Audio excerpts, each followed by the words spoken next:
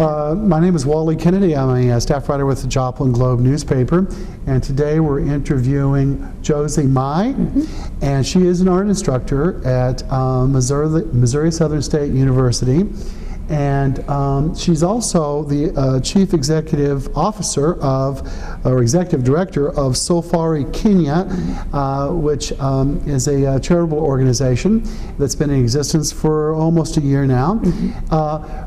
The subject of the interview today is the situation in Kenya. And we understand that you have a connection to this country. And could you just let our readers and viewers know what's going on there? Yeah. December 27th, they had their presidential elections. And we knew as a family and having interest in Kenya that there was going to be trouble. They're not a full-fledged democracy yet. We knew, so we had our ears perked to the situation. The election was contested. There was violence. The election was rigged. Tribe against tribe. So we just tried to keep up with the news, BBC reports, you know, that kind of thing, and just hoping that it wasn't affecting our family. 5 years ago, my sister in Kansas City, younger sister, married a Kenyan from the Luo tribe, which happens to be the opposition tribe. And they were married in Kansas City, and they've been in Kansas City for 5 years. Well, the last 5 years we've been traveling, meeting other family members, including Mellitus Mugabe. And Mellitus is the oldest brother in the Were family. Julius is younger than him. And I met Mellitus a couple years ago and knew that he was a councilman at the time. And you know, kind of a small local government mayoral type position. Didn't know much about him, just that he was important, kind of thing. He was elected to Parliament at the same time that the presidential elections took place. So Mellitus and the Were family are Luo, so he was part of, you know, the opposition party. He won his seat, and you know, majority vote, not a contested election. Kenyans love him. They love the peacemaking he's done. He married a Kikuyu woman who was, you know, the incumbent president's tribe. So he was embodying, you know, this peacemaking thing between the tribes. Well, we knew he had been elected to Parliament. We knew that he probably wasn't very safe, but we just kept hoping that he was taking care of the rest of the family and keeping them out of harm's way. We got news, it's been about 7 days now, 8 days, that as he was pulling up into their family home, which is actually in city limits, this isn't out in the slums, out in the country, this is in like a suburb, basically, of Nairobi. And there's a gate, you know, every suburban community has a gate and security. He was out by himself at midnight in his own car, pulled up to the gate to come home at night, and was basically pulled out of the car by two thugs, shot several times in the eye and in the heart, and died immediately. His wife was there, heard it all. You know, he pretty much died immediately. The crime scene was not protected. That's just another layer of, you know, the police are corrupt, they don't have a system, yada, yada. So, you know, we heard very quickly through cell phones from other family members that this had happened. No one knew at the time who did it. Now they suspect that they were hired mafia, basically, of Kenya that has been a problem for several years. They're called Mungiki, and you know, you could find out a lot of information about them. They're basically Kikuyu, a tribal thing. Mellitus's opposition that lost was that Parliament seat was Kikuyu. Hired these guys, you know, financed these guys to take him out, basically. So we don't know if it was just a revenge thing, because that's what's happening now in Kenya.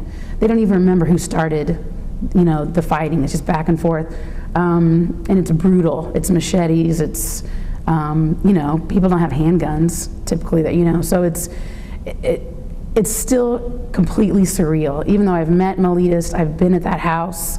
We've taken our travelers to that house. I know these other family members. I cannot imagine the kind of conflict going on right now, because I only know it to be a peaceful nation, kind of the island of peace in that region with Sudan and Darfur and Uganda and Somalia. the rest of the country's been a mess for several years, but Kenya's managed to hold out, and not now, not now. So what was your reaction when you heard of his death? complete shock. And I immediately jumped from shock to the rest of the family is in danger. And within the hour, Julius had made up his mind. I was still in Joplin, and I'm on the phone with them. And within the hour of him finding out, he had made up his mind that he was flying there, like the next day. And my whole family, you know, my father, my mom, my brother, his wife, they all immediately went to the house to be with my sister and Julius, begged him not to go, basically said, you have a family here too. My sister is 5 months pregnant with their first child.